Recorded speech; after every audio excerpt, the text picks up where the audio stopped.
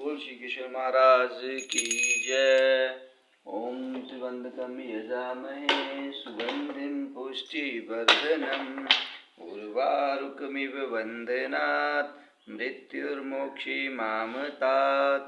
ओम बोल श्री कृष्ण महाराज की जय। श्रीमन्नारायण नारायण नारायण श्रीमन्नारायण नारायण नारायण भजमन नारायण नारायण नारायण श्रीमन्नारायण नारायण नारायण। बोल श्री कृष्ण महाराज की जय। श्रीमद् भगवद गीता यथारूप अध्याय 10वां। श्री भगवान का ऐश्वर्य।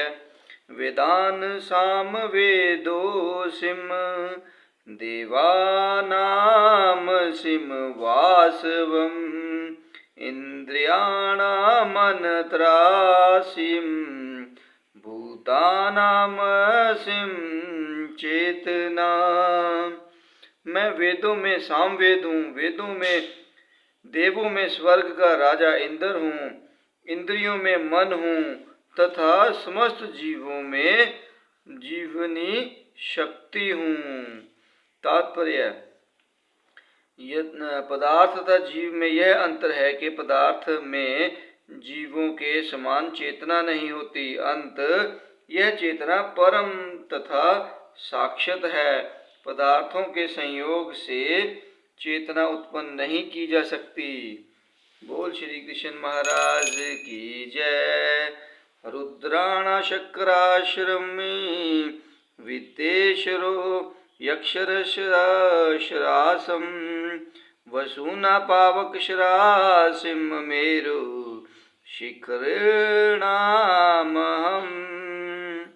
मैं समस्त रुद्रों में शिव हूँ, यक्षरों तथा राक्षसों में संपत्ति का देवता कुबेर हूँ, वसुओं में अग्नि हूँ और समस्त पर्वतों में मेरु हूँ। बोल श्री कृष्ण महाराज की जय। तात्पर्य 11 रुद्रों में शंकर या शिव प्रमुख है। वे भगवान के अवतार हैं जिन पर ब्रह्मांड के तमोगुण का भार है। यक्षरों तथा राक्षसों के नायक कुबेर हैं जो देवताओं के कोषाध्यक्ष तथा भगवान के प्रतिनिधि हैं। मेरु पर्वत अपनी समृद्ध प्राकृतिक संपदा के लिए विख्यात है। बोल श्री कृष्ण महाराज की जय। पुरोधसाच मुख्य विधि पार्थ बृहस्पतिम सेनानीन माम सकंद सरसा मसिम सागर। हे अर्जुन, मुझे समस्त पुरोहितों के मुख्य पुरोहित बृहस्पति जानो। मैं ही समस्त सेना नायकों में कार्तिकेय हूँ और समस्त जलाशयों में समुंदर हूँ। तात्पर्य इंद्र स्वर्ग का प्रमुख देवता है और स्वर्ग का राजा कहलाता है। जिस लोक में उसका शासन है वह इंद्रलोक कहलाता है।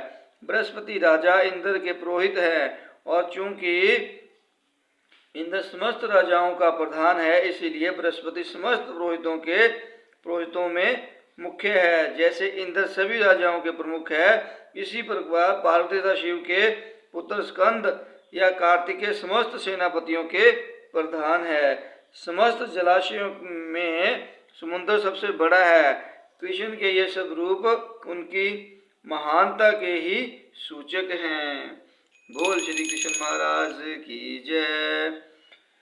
महेशिर्णा भृगुर्हूं गिराम सके गम कृशम यज्ञाना जप यज्ञोसिम सथावना हिमालयम। मैं महर्षियों में भृगु हूँ, वाणी में दिव्य ओंकार हूँ, समस्त यज्ञों के पवित्र नाम का कीर्तन तथा समस्त अचलों में हिमालय हूँ। तात्पर्य ब्रह्मांड के प्रथम जीव ब्रह्मा ने विभिन्न योनियों के विस्तार के लिए कई पुत्र उत्पन्न किए। इनमें से भृगु सबसे शक्तिशाली मुनि थे। समस्त दिव्य ध्वनियों में ओंकार श्री कृष्ण का रूप है। समस्त यज्ञों में हरे कृष्ण हरे कृष्ण कृष्ण कृष्ण हरे हरे, हरे राम राम राम हरे हरे का जप श्री कृष्ण का सर्वाधिक शुद्ध रूप है। कभी कभी पशु यज्ञ की भी संस्तुति की जाती है, किंतु हरे कृष्ण यज्ञ से हिंसा का प्रश्न ही नहीं उठता। यह सबसे सरल तथा शुद्धतम यज्ञ है। समस्त जगत में जो कुछ शुभ है वह श्री कृष्ण का रूप है। अंत संसार का सबसे बड़ा पर्वत हिमालय भी उन्हीं का स्वरूप है।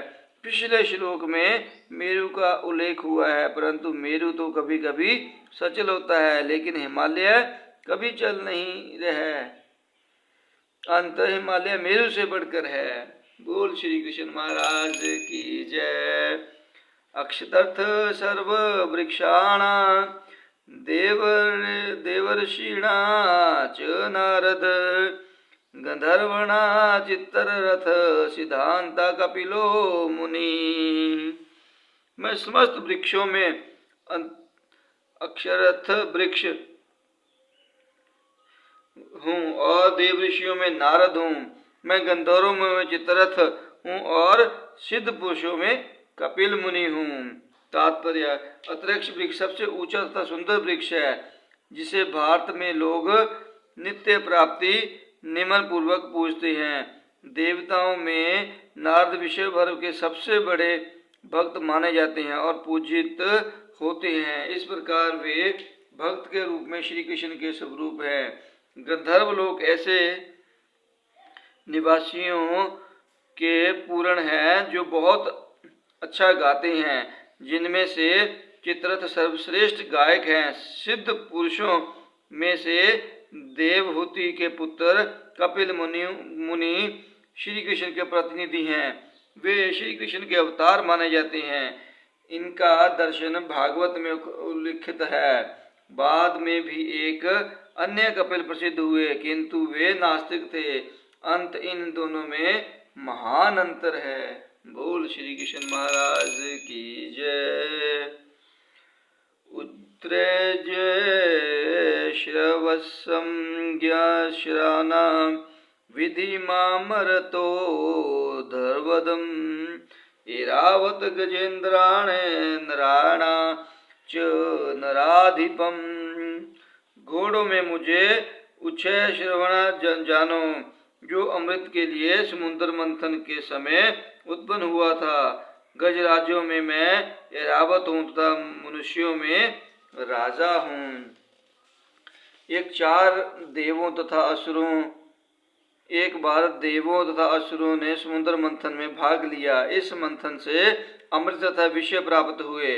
विषय को तो शिव जी ने पी लिया, किंतु अमृत के साथ अनेक जीव उत्पन्न हुए, जिनमें उच्चैश्रवा नामक घोड़ा भी था। इसी अमृत के साथ एक अन्य पशु ऐरावत नामक हाथी भी उत्पन्न हुआ था। चूंकि ये दोनों पशु अमृत के साथ उत्पन्न हुए थे, अंत इनका विशेष महत्व है और ये श्री कृष्ण के प्रतिनिधि हैं। मनुष्यों के राजा श्री कृष्ण का प्रतिनिधि है। मनुष्यों में राजा श्री कृष्ण का प्रतिनिधि है, क्योंकि श्री कृष्ण ब्रह्मांड के पालक हैं और अपने दैवी गुणों के कारण नियुक्त किए गए राजा भी अपने राज्यों के पालन करता होते हैं। महाराज युधिष्ठिर, महाराज परीक्षित तथा भगवान राम जैसे राजा अत्यंत धर्मात्मा थे, जिन्होंने अपनी प्रजा का सदैव कल्याण सोचा। वैदिक साहित्य में राजा को इन ईश्वर का प्रतिनिधि माना गया है, किंतु इस युग में धर्म के ह्रास होने से राजतंत्र का पतन हुआ और अंत विनाश हो गया। किंतु यह समझना चाहिए कि भूतकाल में लोग धर्मात्मा राजाओं के अधीन रहकर अधिक सुखी थे। बोल श्री कृष्ण महाराज की जय। आयुधानामहे ब्रजन धेनुनामसिं कामधुक प्रजनश्रासिं कंदर्प सर्पणामिं सिं वासुकी। मैं हथियारों में बजर हूँ, गायों में सुरभि, संति उत्पत्ति के कारणों में प्रेम का देवता कामदेव तथा सर्पों में वासुकी हूँ। तात्पर्य, ब्रिज सचमुच अत्यंत बलशाली हथियार है। बजर सचमुच अत्यंत बलशाली हथियार है और यह श्री कृष्ण की शक्ति का प्रतीक है। वैकुंठ लोक में स्थित कृष्ण लोक की गाय किसी भी समय दूही जा सकती हैं और उनसे जो जितना चाहे उतना दूध प्राप्त कर सकता है। निस्संदेह इस जगत में ऐसी गाय नहीं मिलती, किंतु कृष्ण लोक में इनके होने का उल्लेख है। भगवान ऐसी अनेक गायें रखते हैं जिन्हें सुरभि कहा जाता है। कहा जाता है कि भगवान ऐसी गायों के चराने में व्यस्त रहते हैं। कंदर्प नाम कंदर्प काम वासना है जिससे अच्छे पुत्र उत्पन्न होते हैं। कभी कभी केवल इंद्र तृप्ति के लिए संभोग किया जाता है, किंतु ऐसा संभोग श्री कृष्ण का प्रतीक नहीं है। अच्छी संतान की उत्पत्ति के लिए किया गया संभोग कंदर्प कहलाता है और वह श्री कृष्ण का प्रतिनिधि होता है। बोल श्री कृष्ण महाराज की जय। अनंत श्रासिम नागानावरणो याद साहम पितृणामरमां चासिम यम संयमताहम। अनेक फणों वाले नागों में मैं अनंत हूँ और जलचरों में वरुण देव हूँ। मैं पितरों में अर्यमा हूँ तथा नियमों के निर्वाहकों में मैं मृत्युराज यम हूँ। अनेक फणों वाले नागों में अनंत सबसे प्रधान है और इसी प्रकार जलचरों में वरुण देव प्रधान है। ये दोनों श्री कृष्ण का प्रतिनिधित्व करते हैं। इसी प्रकार पितरलोक के अधिष्ठात्मा अधर्मा अयरमा है जो श्री कृष्ण के प्रतिनिधि हैं। ऐसे अनेक जीव हैं जो दुष्टों को दंड देते हैं, किंतु इनमें यम प्रमुख है। यम पृथ्वी लोक के निकटवर्ती लोक में रहते हैं। मृत्यु के बाद पापी लोगों को वहां ले जाया जाता है और यम उन्हें तरह तरह का दंड देने की व्यवस्था करते हैं। बोल श्री कृष्ण महाराज की जय। प्रहलाद श्रासिम दैत्यानाकाल कलयताहम मृगाणाच मृदेन्द्र हूँ वैत तेश्रम परिक्षराम। दैत्यों में मैं भक्तराज प्रहलाद हूँ, दमन करने वालों में काल हूँ, पशुओं में सिंह हूँ तथा पक्षियों में गरुड़ हूँ। तात्पर्य, दिति तथा अदिति दो बहनें थी। अदिति के पुत्र आदित्य कहलाते हैं और दिति के दैत्य। सारे आदित्य भगवद्गत निकले और सारे दैत्य नास्तिक। यद्यपि प्रहलाद का जन्म दैत्य काल में हुआ था, किंतु वे बचपन से ही परम भक्त थे।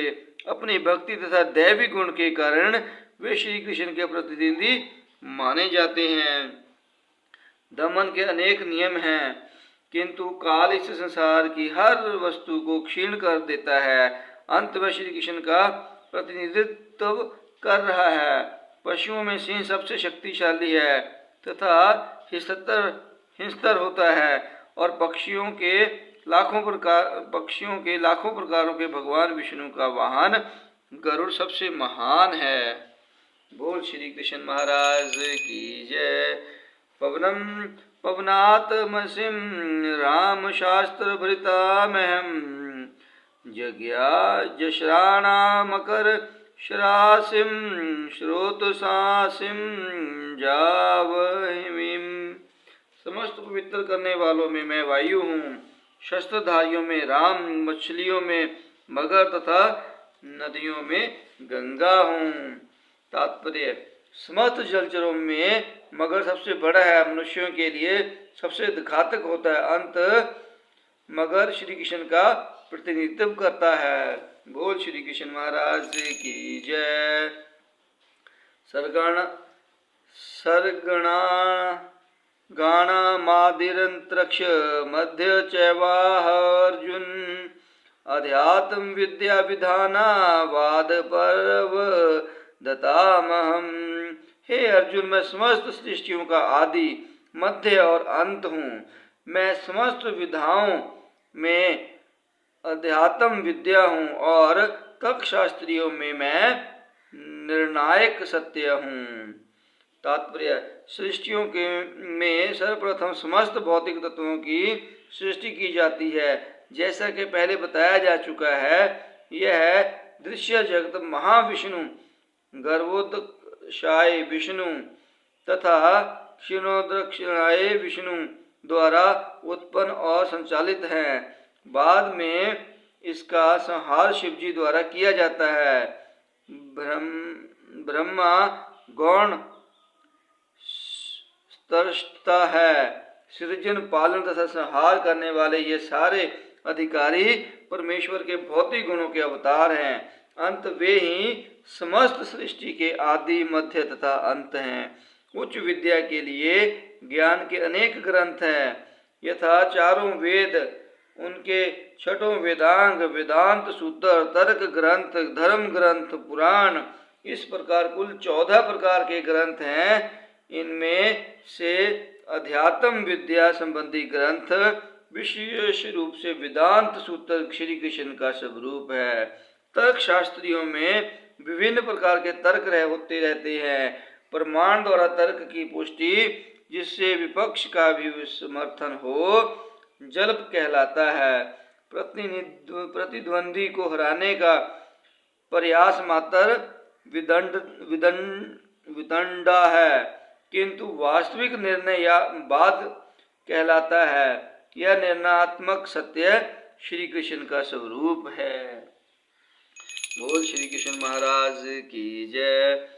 अक्षराणाम कारोसिम द्रंद समासिक्ष्यच अहमेवाक्षरे कालो धात विक्षतो मुखम। अक्षरों में आकार हूँ और समासों में द्वंद्व समास हूँ।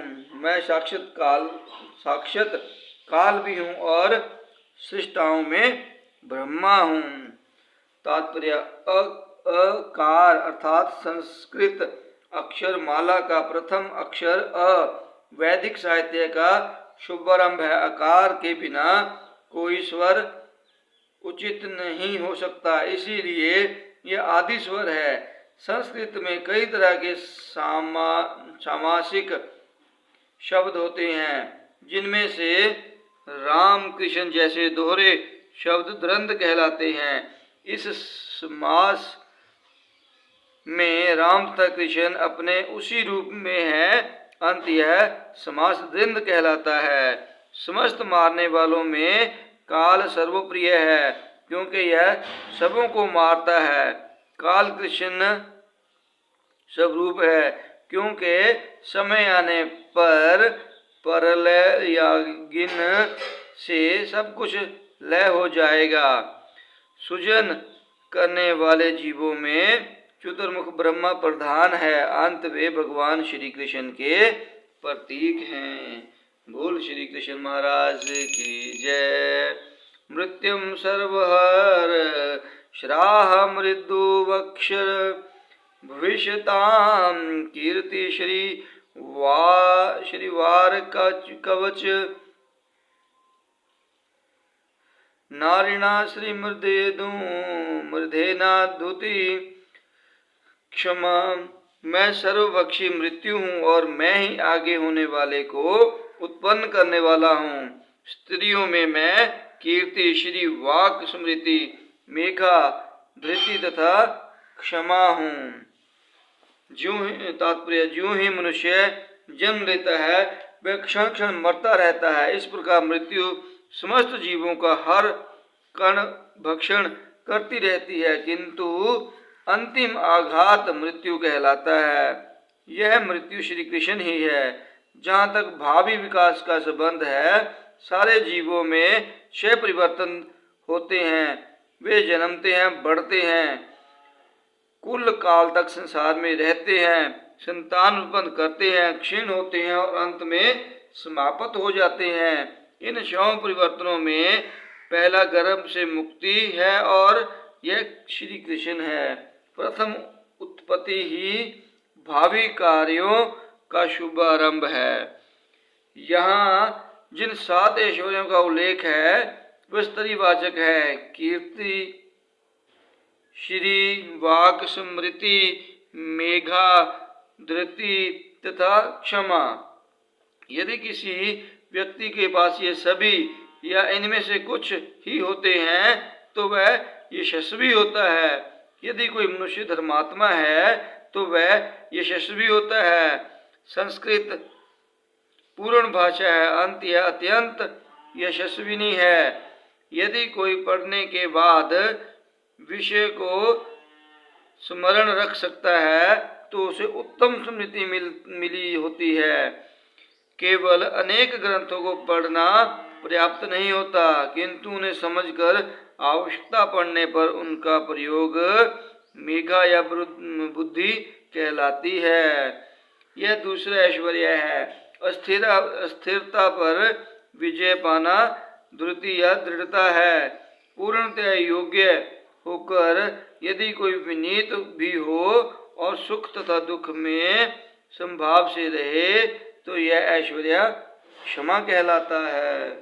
बोल श्री कृष्ण महाराज की जय।